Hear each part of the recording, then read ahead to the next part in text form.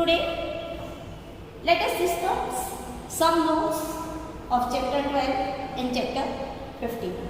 First, let's take chapter 12. Now, in our previous lecture already we have completed chapter 12 and we know that chapter 12 is based on triangle.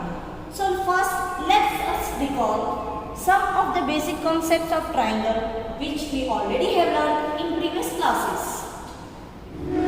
Very fundamental basic concept of triangle is that triangle is a three-sided polygon which has 6 elements. That 6 elements are 3 sides and 3 angles.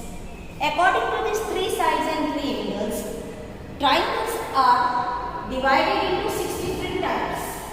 And these 6 different types of triangle are equilateral triangle, isosceles triangle and scaling triangle. All these 3 triangles are divided on base of sides. That equilateral triangle means a triangle which has all the 3 sides equal. That is the measurement of all the 3 sides of the triangle are equal. Second, isosceles triangle. In this triangle, any 2 sides of the triangle are equal and the third side is unequal. And the third type of triangle is scaling triangle, in which no side is equal. That is, all the 3 sides have different measurement. Similarly, based on angles, for the triangles are again divided into 3 types. That is acute triangle, right triangle and obtuse triangle. In acute triangle, it is also said acute angle triangle also. That is, all the 3 angles of the triangle are less than 90 degree. In right angle triangle, one angle is compulsory 90 degree and the remaining 2 angles are acute angle. And the third type of triangle, that is obtuse triangle, in that one angle of triangle is more than 90 degree and the remaining 2 are obviously acute angle. This all already we have studied in our previous levels. But as we need some of the concepts in this chapter, so a short recapitulation of all these things we are doing. Similarly, we have learned quadrilateral in previous chapters and we know that quadrilateral is a 4-sided polygon which can be divided into 2 triangles when any one of its diagonal is joined. The quadrilateral has 2 diagonals. So if we join any one of the diagonal, we get 2 triangles of the given quadrilateral. Moreover, further, we have also learned in our previous levels area and perimeter of different plane shapes. Let us recall that also. Area of square is given by L square. That is, you have S the square is all side equals. We take length into length on L square. Perimeter of square is given by 4 times length, that is 4L. Area of rectangle is given by length into breadth. As rectangle has opposite sides equal. Perimeter of rectangle is given into twice into L plus B. From perimeters we can also find the semi-perimeters because semi-perimeter is half of the perimeter. So if anyone asks you the perimeter of square, that is 4L upon 2, that will become 2 times length. Similarly, perimeter of rectangle is given by twice L plus B. If you have to find semi-perimeter, you can find that is twice L plus B upon 2, that is equal to L plus B. Further, we have learned area of rhombus is given by, here we can find area of rhombus finding the formula half d1 into d2, where d1 and d2 are the respective 2 diagonals of a rhombus. As rhombus has all the 4 sides equal. Similarly, perimeter of rhombus we can find 4L because it is one type of square only. Further, area of parallelogram, the formula is base into height.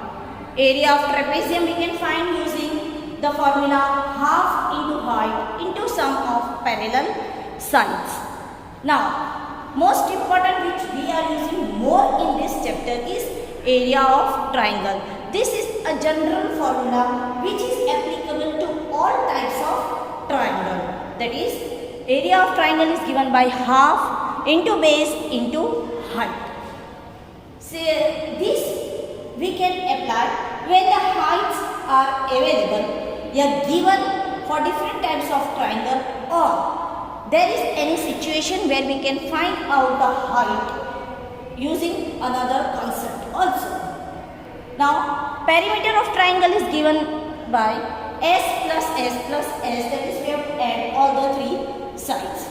Now, we have learned this also in my previous lectures, that what was the need to introduce Heron's formula, why Heron has given his formula.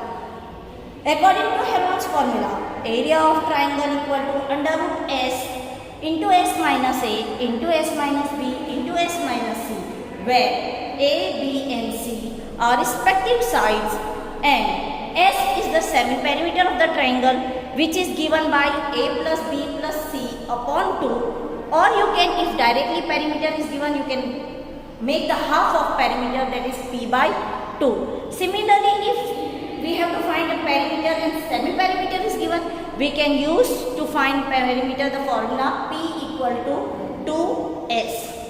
Further, according to Heron's formula, area of an equilateral triangle equal to under root 3 upon 4 a square.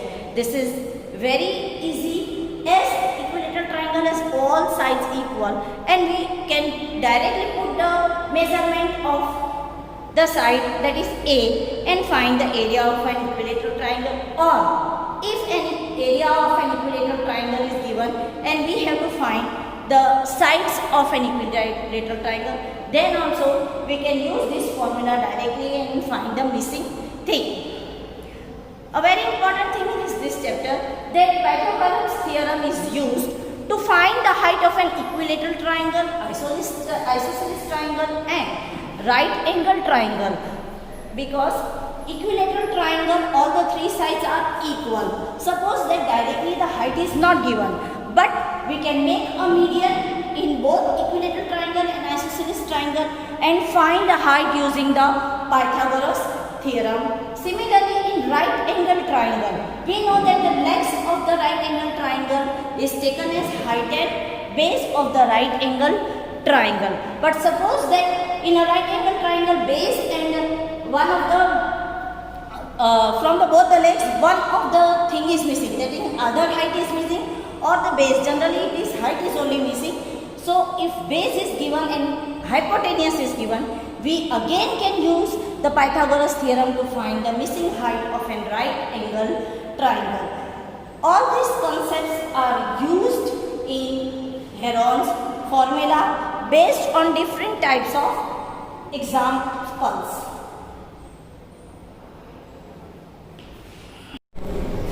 Now, let's discuss some important notes of chapter 15, that is probability. Already we have learned in my previous lecture. All these notes were just one recapitulation of this chapter. That is, the range of probability is from 0 to 1. Probability of an uncertain event lies between 0 and 1. Uncertain event means an event which is both possible also and impossible also. Next, probability of an impossible event is always 0. And probability of a certain or sure event is always 1. Sum of probability of an event is 1. If you add all the different parts of an event, its sum will always be 1. Now, let's talk about outcomes of some of the general examples which already I have discussed in my previous lectures of probability. That is, total outcomes when a coin is tossed is 2. Similarly, total outcomes when two coins are tossed is Total outcomes when 3 coins are tossed is 8. Total outcomes when a die is thrown is 6. Total outcomes when 2 dice are thrown is 36.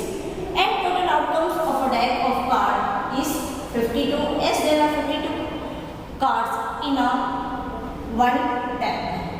This all I have discussed in detail in my regular lectures of chapter 15. So please refer all these examples, that what are the outcomes when a coin is tossed, which 2 outcomes are there, similarly 2 coins, which 4 outcomes are there, 3 coins, which 8 outcomes are there.